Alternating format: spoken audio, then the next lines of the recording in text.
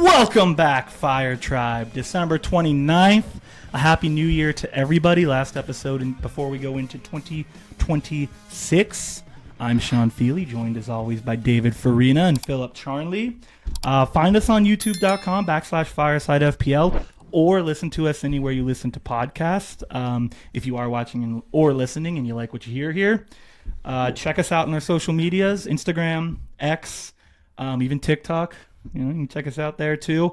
And if you are watching on YouTube, make sure to like, comment, subscribe. We really appreciate it. It helps us out. It's free. Did you know that? It is. It doesn't cost anything. How are you two doing on this wonderful December night? Nervous. I am nervous. Yes. For what? Well, we'll get to that. Don't worry. Yeah, I know. Oh, we'll get to that. I'm good. I'm just nervous. Okay. I'm great, Sean. I'm All a right. year older now. How are you? We never ask how you're doing. Yeah. No one ever asks about how I'm doing. I'm also nervous. I was better before I got here. I don't know where my glasses are, so if you see me squinting, it's because I'm blind and I don't know where my glasses are. So just don't worry about it. Okay, well, let's just get right into it. Why are Phil and I nervous? If you watched last week, you know that we are starting our punishments this week for FPL scores, which means every week, one of us three, whoever has the lowest score in our personal FPL league, has to do a punishment chosen by the loser of the previous week. So this week, since it's our first one, things got a little mixed up. Phil and I are both going to do the challenge. Now, before I tell you what the punishment is, if you watched last week, you probably know. I'm going to start with what my punishment, since I'm the loser, is going to be for the loser of the next week. Okay. What is it? Oh, boy. The loser of the next week has to finish an entire jar of pickle juice throughout the show. So you're going to get about 20 to 25 minutes to kill a whole jar of pickle juice throughout the show. Can we put vodka in it? You could do, yeah, sure. Go for it. I'm going to have to. You can put vodka. That's the punishment. That's so horrendous. Whoever loses next week, it could be me, so I'm setting myself up potentially, but that's You the like punishment. pickle juice.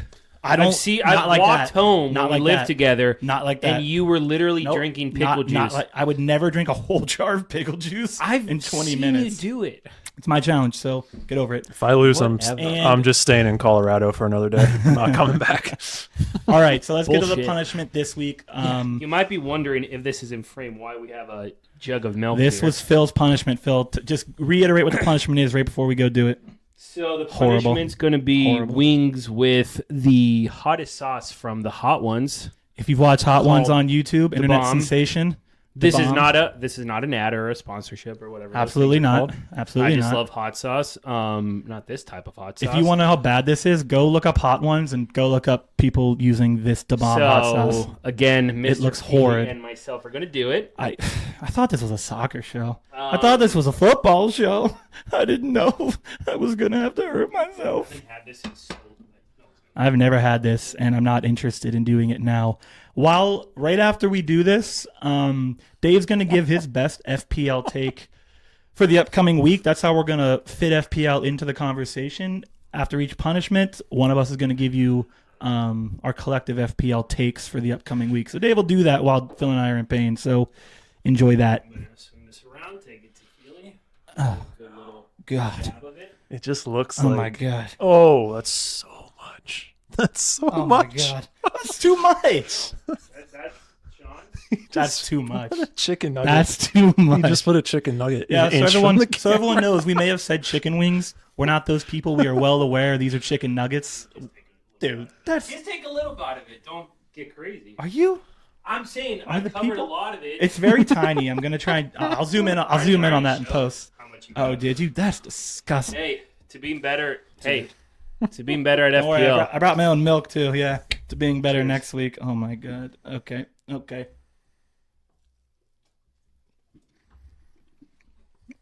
I'm gonna do the famous last words. It's not even that bad. Not that hot. Not that. Oh my God. This sucks. Just the How's it going? Just immediately. It's just an immediate fire. I'm sweating. I should have wore short sleeves. Did you eat the whole thing? Did you eat the whole thing? You know what really This helps? this is awful. Is if Did you you eat the whole thing? chew. What do you mean if I ate the whole thing? I only ate half. The way to make it better is if you chew directly into the mic. I didn't want to know my pain. It just gets worse. They say 3 minutes into it's when you really feel it. 3 minutes? Wait. Oh, you gave me. Oh my god. People Well, do this? You're People actually do this? Like, for real? They enjoy this? about a minute into it now. All right, Dave. Well, Sean's nose is running. well, Dave. While we no, I'm gonna hold off on the milk. Oh my god. While we suffered, Dave. Okay. Do you mind giving the people I know what you our want. FPL tips I know what for you the want. week? Oh my I god. know what you want. So, like Sean, while these two are suffering endlessly, I'm actually going to give you 3 FPL takes for this week. The first is not Sean gargling, believe it or not. It's the best FPL defender is back for Arsenal, and that's Gabriel. He played 19 minutes in Arsenal's last game, came off the bench. They may manage his minutes, what teams do, and people come back from injury, but he may be forced to play 90 this week if Timber and or Calafiori don't play. If one of them does and they are able to manage his minutes, I would anticipate this might be the last week where he doesn't play 90 because he's pretty much a lock to do that when he's healthy. This also means that the double Arsenal defense strategy may be back on the cards within the next week or two. How many clean sheets did they get? Without him, Was it 1? I think it's 2. 2? He is only at 14% ownership right now, which is probably going to be the low point for the rest of the season, barring injury. My recommendation is to buy him. I know they play Villa this week and then Bournemouth and Liverpool, which isn't ideal. Arsenal are capable of shutting out anyone, even though Villa are hot. They haven't. I wouldn't say This thing they is up, actually. created a ton in their last 2 games. So I like buying Gabriel this week, get ahead of the price rises, get him while his ownership is low. My second FPL recommendation for the week is to pay attention to Florian Wirtz. He was completely useless for the first 3 months of the season. Tap the photo, Sean, or the jersey. But the last, since he was benched in game week 12, in the last 6 weeks among midfielders, he's tied with Bukayo Saka at 36 points. That's 6th among midfielders. That's more than Semenyo in that time. He is top 5 in touches in the opponent's box. One of the other midfielders that's been hot in this time is Morgan Rogers. And if you look at Florian Wirtz's underlying numbers, they can compare really well with Morgan Rogers over the last 6 weeks. Really similar in shots in the box. Rogers. He has more big chances than Rogers, 3-2, and higher expected goal involvements, 3.0 to 2.7. So the underlying stats don't jump off the page, but they are better than what they were because they were totally unusable at the start of the year. They're solid now, and he's passing the eye test. Liverpool in general are starting to play a lot better, which is what we all said a month or so ago, that we're really not interested in this team until they start to play better. He's 11% owned. I expect that to go up as long as Liverpool keep looking like Liverpool. So this may be the time to jump in on a premium player and gain a little bit of an advantage. Also really like Hugo Ekitike. Ryan Gravenberch, I think, is a good discount midfield option as well. Plays 90 every game, DEFCON in 3 of his last 5. So I think Liverpool players are starting to become a little bit more relevant. I'm still not going to buy Virgil van Dijk, but if you have had him through this spell, you better keep holding him because Liverpool have been much better defensively over the last month and a half as well. How are you guys? So now that's funny. Now you know how it feels to, be like a comic and people just coughing and talking and making noise. You just got so much saliva. Since I can't talk, what's if you were like thinking of bringing in a few guys or run of fixtures? Who has the best run of fixtures for the next Funny you say 4 weeks? Philip. Because my team, I get to tap the without jersey. their best player. Wolves, Leeds, and Burnley the next 3 weeks for United. I bought Mateus Cunha. I had Bruno this week, just made that move today. And I'm going to take it a step further, and I'm going to captain Cunha this week against Wolves at home. Nice. There's a lot of data out there that supports multiple routes for Cunha to accumulate points this week. He can get DEFCON as well. So I like Mateus Cunha, and there's a couple United defenders people are buying. Diogo Dalot and Patrick Dorgu. Dorgu scored a lightning bolt. Dallow's the underrated one. His last games have been crazy, FPL-wise. He's playing on the right now with Diallo at AFCON, but if you buy Dorgu and Dalot, just know I think they're only going to be relevant until the guys come back from AFCON and United gets a little more healthy. So maybe like a 3 to 4 week buy, which perfect time. Isn't the end of the world for guys that are that cheap.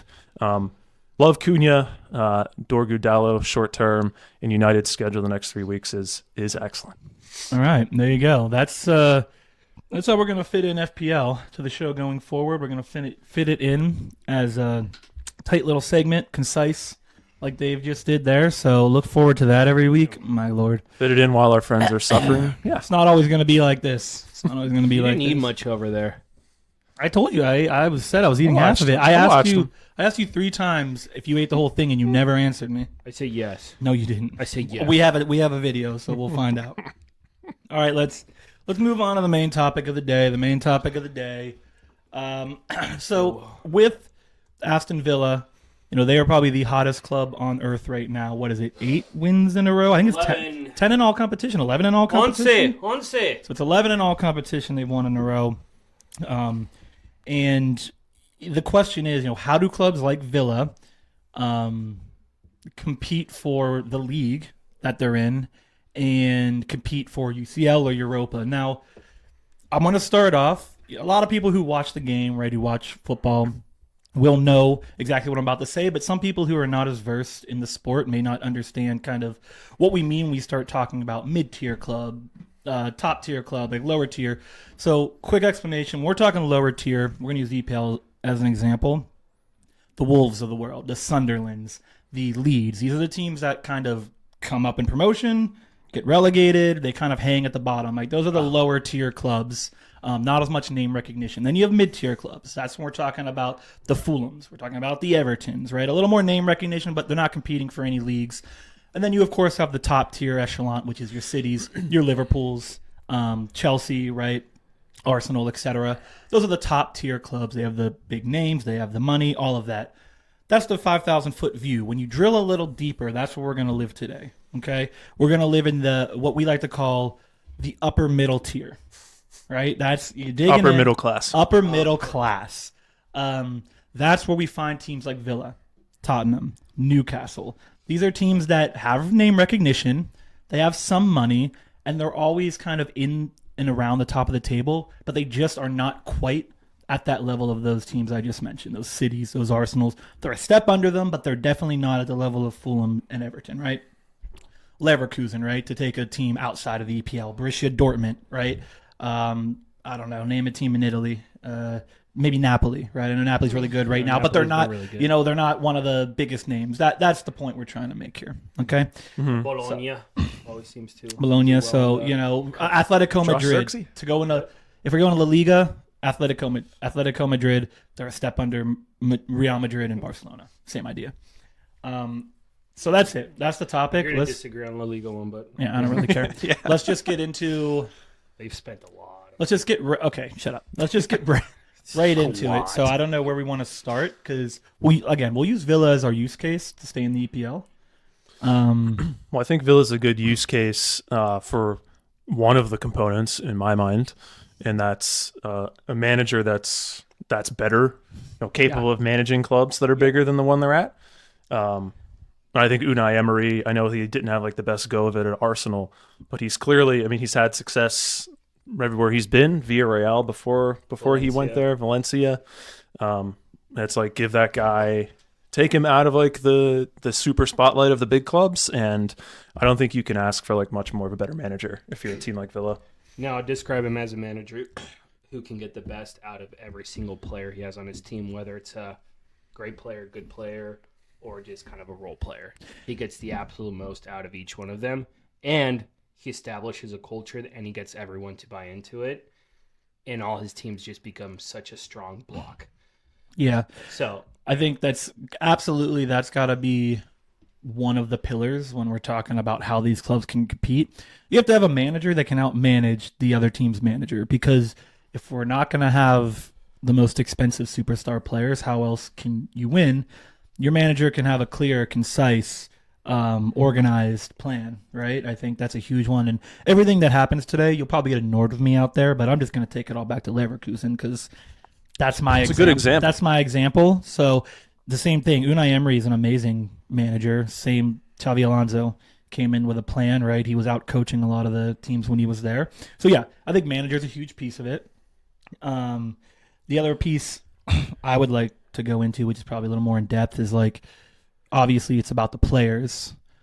But I think there's like three, and I'm going off example of what I watched for 2 years. Like there's three categories of players. I think if you're Tottenham, if you're at Villa, if you're Newcastle, you need these three category of players to compete at the highest level.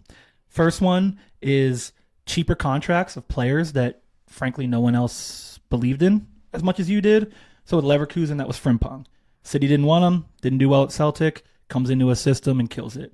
Xhaka. Xhaka leaves Arsenal, and he goes to Leverkusen and he kills it. Grimaldo, not a name that people really knew all that much out of Spain, comes in on a cheap contract, kills it. That's the first one for me. Yeah. Can anyone guess the second one that I have? Do you have a second one? I do. Yeah, what's yours? I know, the youth development. Exactly, youth development. That's the second one I was going to go with. Wirtz is obviously my example. You got to have academy players. I mean, look at our former manager, Ten Hag. Every like 4 or 5 years, one of those teams from like the Eredivisie makes a run in the Champions League, and look what Ajax did. Oh my God! All those players, a lot of those guys came up through their youth system, and you can't succeed and beat the big clubs if you don't have that. Remember Shakhtar back in the day? Yeah. They used to have all those Brazilians. Just hell, even go with our current manager, what Amorim did at Sporting Lisbon. Yeah. A lot of those guys, a lot of their important players came up through that system as well. Was he there for a young Yorkeresh? Mm-hmm. Or did they overlap? They did. He didn't. Yorkeresh was Coventry City before in his career, but anyway, yeah, like you have to have the steady feed of young players into your squad to be able to compete with the other teams that are going to outspend you every single time. Well, that's the thing. Like if you're Chelsea has a strategy. Their strategy, for the most part, is buy as many players as we possibly can and hope that it works. Well, that's a strategy that only a few teams in the world can employ. Yeah. So, yeah, to your point, like you have to have young talent come, at least one. Like Leverkusen got lucky. Wirtz is say what you want, Liverpool fans. You're going to be happy with him at some point. He's a world-class player. They got lucky with that kind of player coming up, but you gotta have that. The third one, Phil, do you want to guess what my third? A few superstars? Not a few, close. I would say we're in the same. This is just mine, but I think you need a couple, 1 to 2 stalwarts of the club. Players that have been there, players that know the culture, players that can demand a locker room, players that can basically captain a team, and I use Ta as my example. Jonathan Ta was one player at Leverkusen who was there. He knew what was happening. He knew the culture. He knew the team. And you need a player like that on these teams. Like Son was that for Tottenham. That was Son. He was that guy. He was also a superstar. But he was a guy that was there, knew the culture, built a culture, frankly. Yeah, but I think then you need a fourth category because none of these teams, if they don't have 1 to 3 superstars, are ever going to be able to. Who's Villa's superstar? Morgan Rogers and Ollie Watkins. Do you consider them superstars, or are we overusing that term? They're not on like an Mbappe level. Yeah, but they're on a Cole Palmer level. I mean, Morgan Rogers in the last 5-6 this games. is going to start No, but controversies. I think the point is these are players. I get your point. Wirtz started for England. Wirtz. He wasn't that. He was a youth, but yes, he turned into that. Exactly. Sure. The year Leverkusen did great, he was a superstar of the German league. He was like 19. But so the problem with those players is these are players that have that breakout year. They're that extra mile or the extra oomph the team needs to be able to compete with the big dogs. Next year they're gone. I think the way we need to put it is yes, you need those players, and those players have to come from the other 3 categories we just mentioned. Because you're not buying superstars. They're probably developed on your team. They were someone who was already there that kind of comes along with the team, or you get a cheaper guy and he turns into a superstar in a new system. So yes, you do need those players. You probably just with these clubs are probably not going to go out and buy them. Yeah, I think we glossed over another piece of this is like your sort of talent evaluation department when it comes to buying people. Like you have to be like you still buy people in the transfer market, but you have to be able to evaluate players and identify, guys that are either underutilized or have underperformed because of their situation. We've been mentioning Yorker as that's Exhibit A. I mean, he, wasn't anything groundbreaking before he got to Lisbon, and then he got there and scored 1 billion goals. So you have to be efficient in the transfer market, be able to identify players that other teams don't. Yeah, you cannot with a club, the Newcastle level. I mean, maybe not Newcastle now; they have billions and billions of dollars. But with a lot of these other clubs, like, you cannot afford to miss on multiple contracts. You can't bury yourself under bad ones. Yeah. Like, you can't pay a player like Chelsea does an absorbent amount of money, and then that player's bad. Mm-hmm. You can't do it. Your margin for error is Slim. much lower. We're talking about money, so let's just stick on Aston Villa. I want to, because that's going to be the most relevant team for our channel. So I read Aston Villa is in dire straits financially right now, going into the January transfer window. So it doesn't sound like they have a lot of money they can spend. I don't know exactly how all the financial rules work in the EPL, but from what I understand, you can look it up. You can fact check me. It's not a good situation for them right now. That being said, what are a couple names that you could think of? I looked a couple up that are in the rumors. Any names you guys can think of, like, that's a player that would fit them right now to give them a push in the league? Well, like, who can Villa buy? Or who can they sell? Who can they buy, or should they buy? Like, when you look at a team like Villa, I want to try and explain to people, like, what are the types of players a team like Villa right now should be looking for? Last year is a perfect example of what they did. Getting a player like Rashford, getting a player like Asensio, 2 players that at their current club, maybe a bigger club, aren't doing well and they need a loan, or they need just a transfer to get out of their current situation. Those are the type of players that I think clubs like Villa can get to, 1, add depth, and 2, add some skill. Last year, we saw them almost beat PSG, who was by far the best team in Europe. I bet on that. Right. I lost. And you need those extra players, especially when you're near a team like Villa that doesn't have the depth of players, and you get into those February, Marches, there's injuries, legs get tired. You need that depth, and that depth has to have some skill to be able to compete with the biggest team. So I think last year is a perfect example of players that a team like Villa wants to target to be able to continue to compete in the second half of the season when there's a lot more games and you're playing for the important part of the season. Do you want to hear the number one name that I'm seeing? I'm curious. For Villa? For Villa. The number one name that people are saying they need to go get this guy. Is this guy in the Premier League right now? This guy's in the Premier League. He plays for another upper mid-tier club, but he doesn't get the minutes that maybe he deserves, depending on who you are and what you think. Who? Brennan Johnson is the name I continue to see for Villa. Field stretcher, fast, runs straight, gives them an outside. He runs, and he can score the ball when he doesn't get 90 minutes, because he doesn't really get 90 with Tottenham all that often, and he had some good moments earlier in the season. That's the name I keep seeing. Now, it would make sense. It's doable. They probably have to sell a guy or two.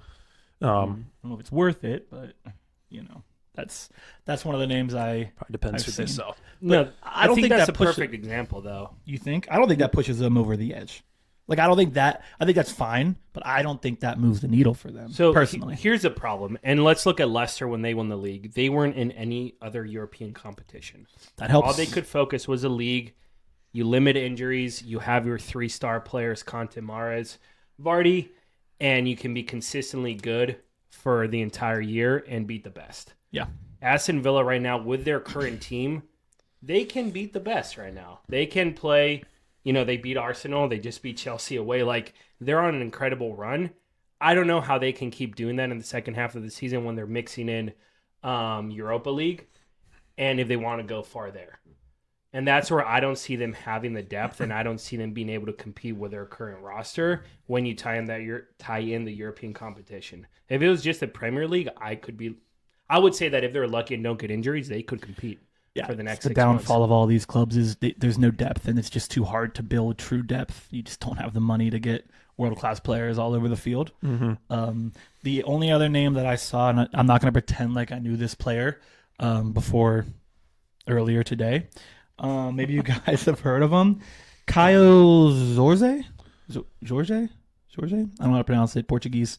Plays for Cruzeiro in Brazil. He's a 9. Fadio. Cruzeiro, whatever. He's a 9, true forward, and I think the reason the name came up, 1, he's doing pretty well, but 2, it sounds like what Aston Villa fans think they need is someone to push Watkins and be like, who do they have right now? If not Watkins, who's going Allen, in? But we all know they've had him and they never play him anyways, and I don't think they believe in him. Is the feel that I get just because he's been there for a full year now and is just not getting the minutes. He's a squad rotation player. Yeah.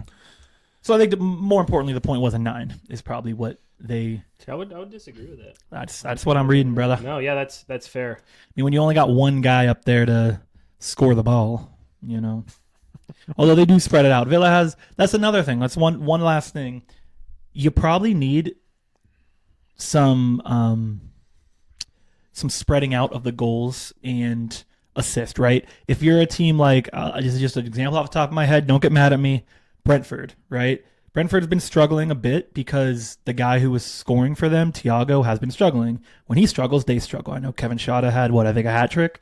Congratulations, that's good. It's not going to happen that often, but if you rely on one person to get all your goals, you're probably going to struggle against the better teams. If you can spread all of the offense out like Villa's been doing recently, you're obviously going to have a lot more success. Once teams know how to stop one player, they stop them pretty quick. Managers are pretty good at figuring out how to stop one player. Look at João Pedro with Palmer out. They stopped him pretty good. They were shadowing him.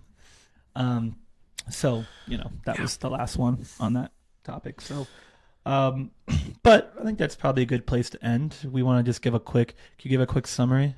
I can do it. The 4 things we just said that I think mid-tier teams probably need. Villa's screwed. Okay.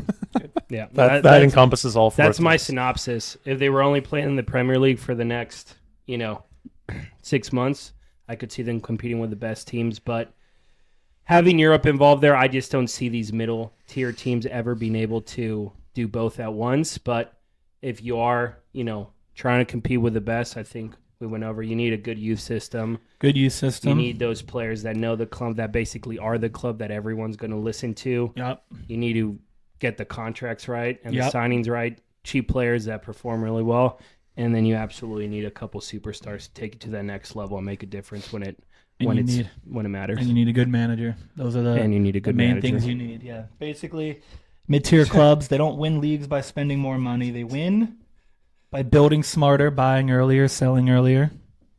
You need 5 things, so it's impossible. Good luck. No, I think it's, I mean, it doesn't happen often. Leverkusen was a rare example. What was the last time a team won the Premier League that wasn't one of the big dogs? What year was it?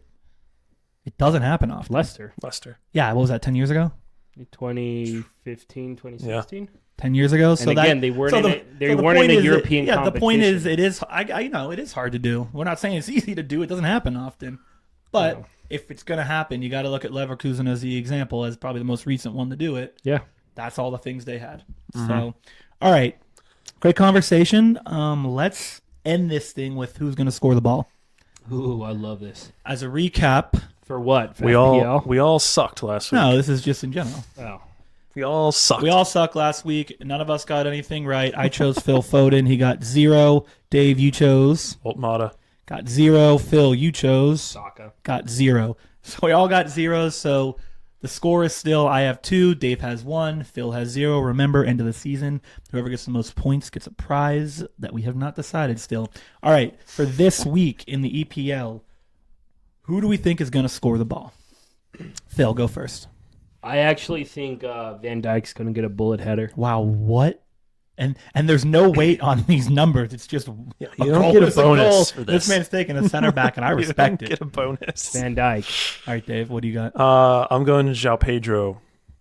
We talked about how he's kind of streaky. Well, he's scored in each of the last 2 games. They play Bournemouth at home. Bournemouth have conceded the most goals in the league this year away from home. And have allowed they have the second worst expected goals conceded as well on the road. So João Pedro is going to score the ball and make it 3 in a row. Ooh.